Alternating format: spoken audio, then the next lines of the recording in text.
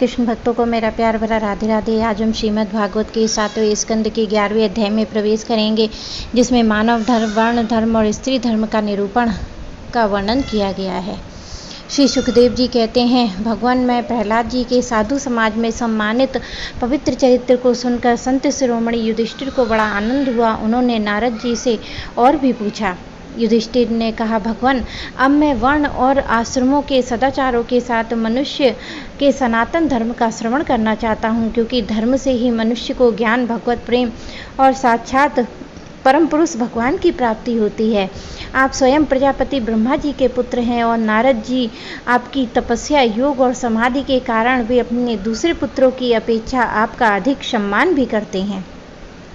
आपके समान नारायण परायण, दयालु, सदाचारी और शांत ब्राह्मण धर्म के गुप्त से गुप्त रहस्य को जैसा यथार्थ रूप से जानते हैं, दूसरे लोग वैसा नहीं जानते हैं। नारद जी ने कहा, युधिष्ठिर अजन्मा भगवान ही समस्त धर्मों के मूल कारण है। वही प्रभु चराचर जगत के कल्याण के लिए धर्म और दक्ष पुत्री मूर्ति के द्वारा अपने अंश से अवतीर्ण होकर बद्रिका आश्रम में तपस्या कर रहे हैं। उन नारायण भगवान को नमस्कार करके उन्हीं के मुख से सुने हुए सनातन धर्म का मैं वर्णन करता हूँ। युधिष्ठिर सर्ववेद स्वरूप भगवान श्री हरि, उनका तत्व जानने वाले महर्षियों की स्मृतियाँ और जिनके आत्मग्लानि न होकर आत्म प्रसाद की उपलब्धि हो, वह कर्म धर्म के मूल हैं। युधिष्ठिर, ये धर्म के 30 लक्षण शास्त्रों में कहे गए हैं। सत्य, दया, तपस्या, शौच, तितिक्षा, उचित अनुचित विचार, मन का संयम, इंद्रियों का संयम, अहिंसा, ब्रह्मचर्य, त्याग, स्वाध्याय, सरलता, संतोष, समदर्शी महात्माओं की सेवा और धीरे धीरे सांसारिक भोगों की चेष्टा निवृत्ति मनुष्य के अभिमानपूर्ण प्रयत्नों का फल उल्टा ही होता है।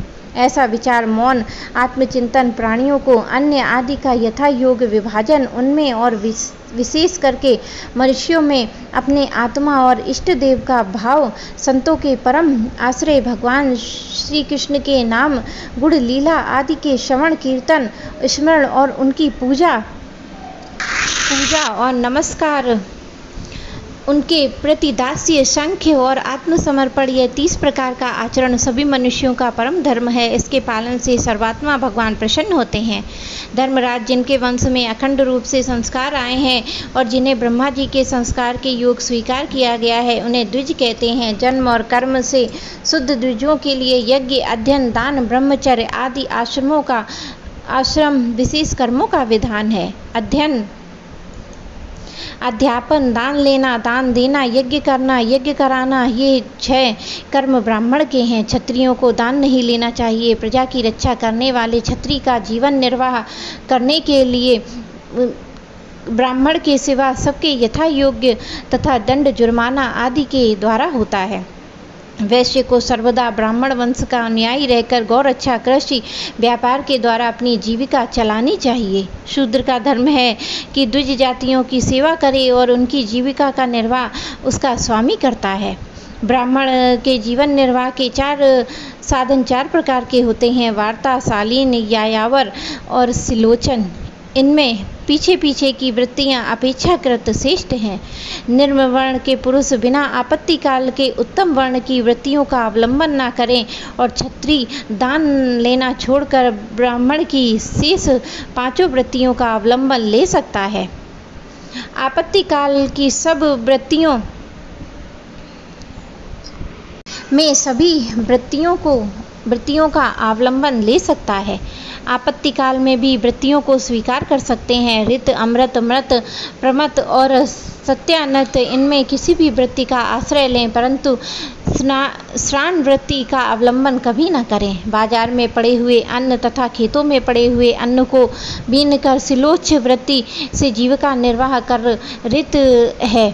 बिना मांगे जो कुछ मिल जाए उसी अयाचित वृत्ति के द्वारा जीवन निर्वाह करना अमृत है। नित्य मांग कर लाना और यायावर वृत्ति के द्वारा जीवन यापन करना मृत है और कृषि आदि के द्वारा वार्ता वृत्ति से जीवन निर्वाह करना प्रमत है। वाणिज्य सत्यानत्र है और निर्म वर्ण की सेवा करना श्रान वृत्ति है।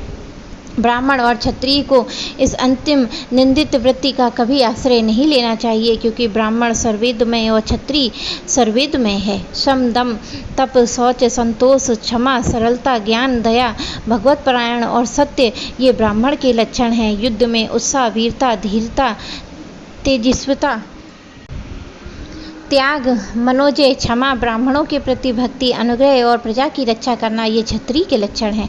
देवता, गुरु और भगवान के प्रति अर्थ, धर्म और काम इन तीनों पुरुषार्थों की रक्षा करना, आस्तिकता, उद्योगशीलता और व्यवहारिक निपुणता ये वैश्य के लक्षण हैं। उच्च वर्णों के समान सामने विनम्र रहना, पवित्रता, स्वामी की निष्कपट सेवा और वैदिक मंत्रों से रहित यज्ञ चोरी न करना, सत्य और गौ ब्राह्मणों की रक्षा करना ये शूद्र के लक्षण हैं। पति की सेवा करना, उसके अनुकूल रहना, पति के संबंधियों को प्रसन्न रखना और सर्वदा पति के नियमों की रक्षा करना ये पति को ही ईश्वर मानने वाली पतिव्रता स्त्री के धर्म है। साध्वी स्त्री को चाहिए कि झाड़ने, बुहारने, लीपने और चौक पूरने आदि से घर को और मनोहर वस्त्र आभूषण से अपने शरीर को अलंकृत रखे, सामग्रियों को साफ सुथरी रखे और अपने पतिदेव की छोटी बड़ी इच्छाओं के समय के अनुसार पूर्ण करे। विनय, इंद्रिय संयम, सत्य और प्रिय वचनों से प्रेम पूर्वक पतिदेव की सेवा करे। जो कुछ मिल जाए उसी में संतुष्ट रहे, किसी भी वस्तु के लिए ललचावे नहीं, सभी कार्यों में चतुर और धर्मज्ञ हो, सत्य और प्रिय बोले और अपने कर्तव्य में सावधान रहे। पतिव्रता और प्रेम से परिपूर्ण रहकर यदि पति पतित ना हो तो उसका सहवास करे। जो लक्ष्मी जी के समान पति परायण होकर अपने पति को उन्हें साक्षात भगवान का स्वरूप समझकर सेवा करती हैं, उसके पतिदेव वैकुंठ लोक में भगवत सारूप्य को प्राप्त होते हैं और वह लक्ष्मी जी के समान उनके साथ आनंदित होती रहती है। युधिष्ठिर जो चोरी और अन्याय पाप कर्म नहीं करते हैं, वे अंत्यज, चांडाल और आदि अंत्येष्वयायी वर्ण जातियों की वृत्तियां वे ही हैं जो कुल परंपरा से उनके यहाँ चली आई हैं। वेद ऋषि मुनियों ने युग युग में प्रायः मनुष्यों के स्वभाव के अनुसार धर्म की व्यवस्था की है। वही धर्म उनके लिए इस लोक और परलोक में कल्याणकारी है। जो स्वाभाविक वृत्ति का आश्रय लेकर अपने सर्व धर्म का पालन करता है, वही धीरे धीरे उन स्वाभाविक कर्मों से भी ऊपर उठ जाता है और गुणातीत हो जाता है।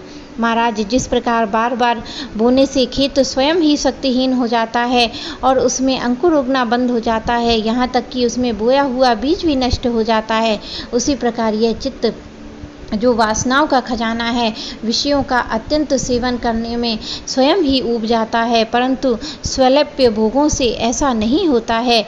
एक एक बूंद घी डालने